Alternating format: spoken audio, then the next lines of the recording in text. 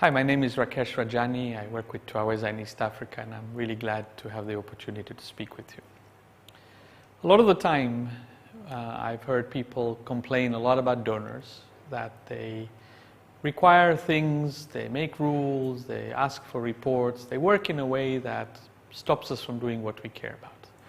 A lot of the time I hear people say that I can't do what I really believe in because the donors won't support it, or the donors are making me do things that we shouldn't want to do. And I also hear the heads of organizations and senior people in organizations spending way too much time, 50%, 30%, sometimes even more than that, of their time simply fundraising and writing reports. Well, I think that's crazy. I think we should be spending our time doing what we believe is important instead of servicing donors. And in the last 20 years, I've been fortunate enough to be part of organizations where we've just done that. Where in fact, while we've been fully donor dependent, they have ended up fitting what is important to us rather than us fitting the donors. So I just want to share that story with you. I think the most important thing is to have a strategy. Is to have a strategy that is over the medium term, something like 3, 4, or 5 years. Probably more than 5 years is too long, less than 3 years is too little, but something in between. And that what I mean by a strategy is a document that articulates the key components of your thinking. It has in there a good situational analysis of what you need to do. It has in there a really clear theory of change that explains how we are going to get from here to there, and why we believe that this is the best way or the most effective way of doing so. It articulates the program components with sufficient detail so that one gets a sense of how you're going to go about doing things, but without giving the micro detail and planning everything 5 years in advance, because that's simply crazy. It maintains a level of flexibility in there of what you're going to do. It's very clear around how you're going to focus on results and deliver what is important, and how you're going to measure your effectiveness and learn from it as you go along. And finally, it gives a budget and says what is the money required in order to achieve this. And one more thing, the document would also explain how you're going to do your planning and reporting. Putting together such a document is not easy. It takes a lot of time and a lot of thinking. But I really think it's worth doing that. And what I mean is putting together one document instead of putting 5 or 10 different ones to fit each other. I think if an organization wants to have strategic coherence, if it really wants to make sure that what it does is focused and kind of adding up together to achieve what it wants, it shouldn't be writing 5, 10, 15 different proposals and doing things to fit the whims or the interests of a donor. Instead, we should have what we believe is really important. The purpose of the strategy document, first and foremost, is to articulate something that is important for ourselves. And that reflects what we believe is important, that serves as a guide for the organization, for the staff and the board in terms of what it is we're going to do. Many times we say results are imposed by donors and why are they doing that? But you know what? I think we should embrace results. Because we want to change the world, those of us who want to make a difference, particularly in the lives of poor people, should care about results more than anybody else. Caring about results is actually very important to us. A key part of that is being able to show and demonstrate that we are really serious about monitoring and learning. Now, one way of thinking about monitoring and evaluation is let's check our boxes. Are we delivering? And yes or no, and hopefully we are. We could do that, and there's a use to that, but I think there's a far more important vision of monitoring, which is better called learning. You know, however smart we are, however sharp we are, we're never going to get it right the first time. So it's not about having a really well done plan and then blindly or religiously implementing it. It's about having something in place where we have very good feedback loops, where we learn and are constantly iterating and making the adaptations that are needed.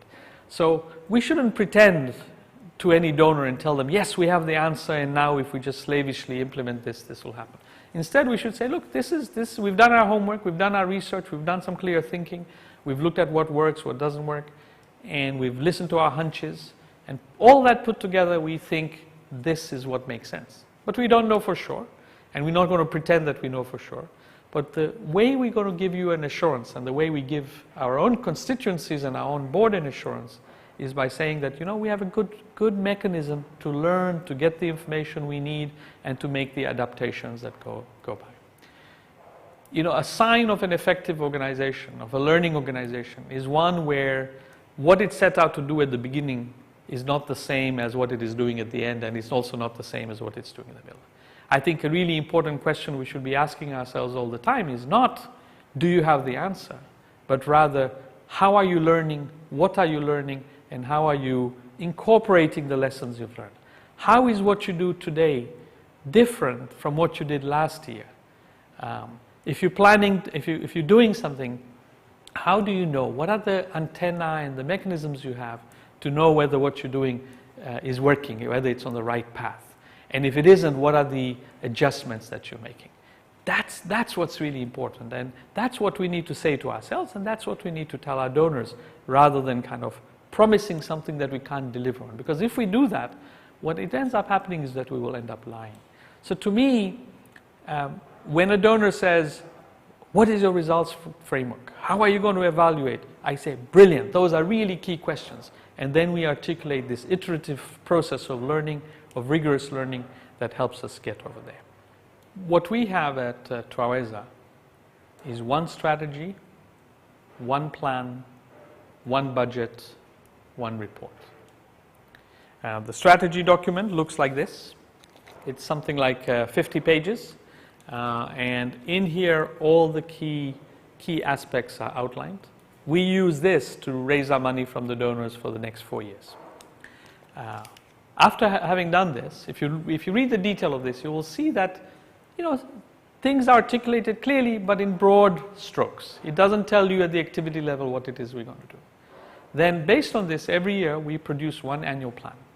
The entire organization produces only one annual plan, which is a comprehensive document that shows everything that we do. Linked to that annual plan is an annual budget that says how we're going to spend the money.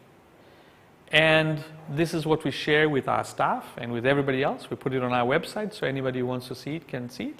And yes, this is what we share with our donors, and we tell them, this year, this is how we're going to operationalize our strategy. And then at two moments, at the middle of the year and at the end of the year, we produce one set of reports. It's the same format for everybody. These are very good reports, high quality. They are not just PR pieces. They explain what we have done, they explain what we have not done, they explain the lessons we are learning, and explain what we're going to do differently next time as a result of what we're learning. This is very good information, and we say to the donors, we are going to give you all one set of reports that give you this information. And that's very useful to them because they see the final picture of everything that's going on rather than just their little bit. Importantly, the reports we make are first and foremost documents for ourselves. They are not meant for first and foremost for the donors, they're meant for ourselves. These are the same tools we use to document what we do, to give us the information we need in terms of whether our work is effective, which then get compiled and shared onto donors. When you do it this way, not only do you save hours and days and possibly months of your time, you actually put together something that is truer, that is more honest, and that is more coherent and more comprehensive and gives a fuller picture of what the organization does. And having freed up the time from having to fundraise and report for months to donors, you can actually spend that time better in ensuring that the quality of the work you do is better. So you can pay more attention to, are things working or not? Pay more attention to, are you using feedback well? Pay more attention to what is the meaning or what is the effect of this film or this booklet or this type of engagement. And what I would argue with the donors is, would you, when they start wanting to impose their own requirements, I say there's a trade-off here. Do you want me to spend, 20 hours doing an extra report for you, which only 2 or 3 of you will read? Or would you rather have me spend that 20 hours doing something that's related to the core part of our business?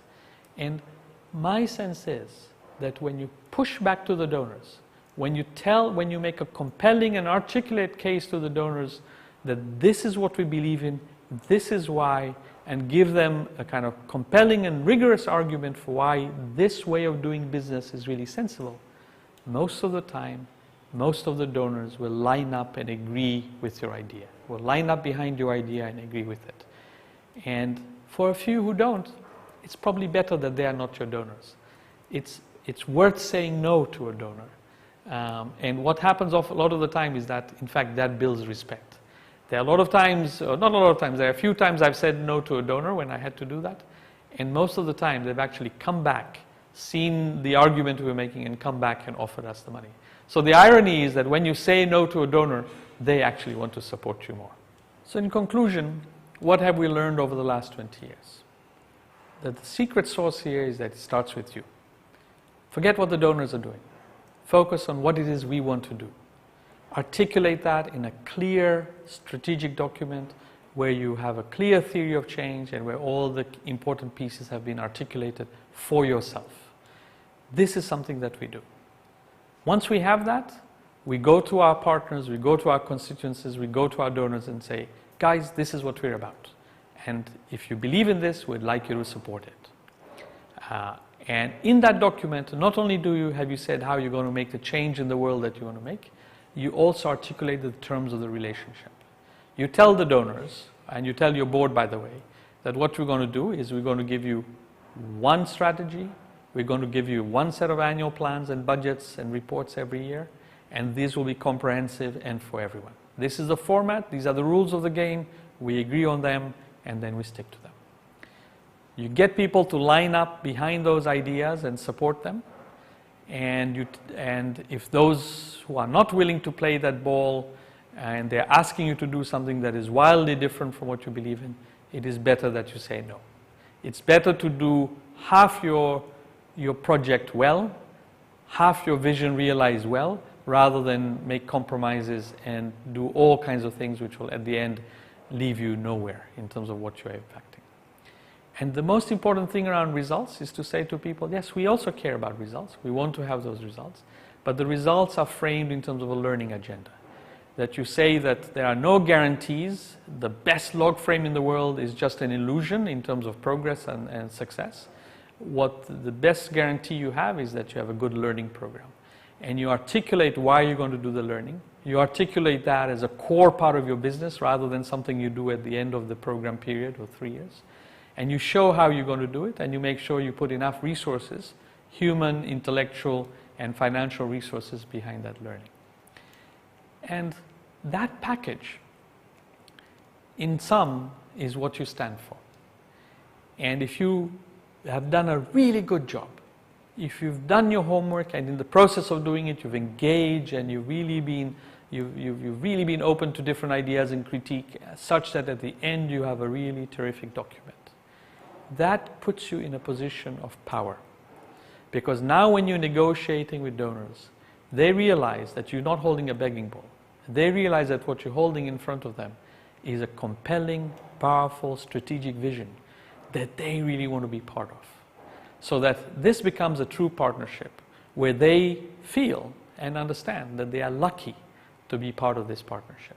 It changes the tables. It is a much more equal partnership, and in fact, it's a partnership where you as the organization wanting this change are in the driver's seat, and the donors are simply supporters of that process as we go along. I think it's not easy to achieve. I know it's hard, but in the last 20 years in the 3 different organizations that I've been part of, we've done it each time. And what it has meant is that my colleagues and I spend more than 95% of our time doing our work instead of pleasing donors. And as a result, I think our work is more effective. And most importantly, we wake up in the morning doing what we believe is important rather than somebody else's agenda. It's really possible. It's a lot of fun. So I hope many more of us will be able to do that. Thank you.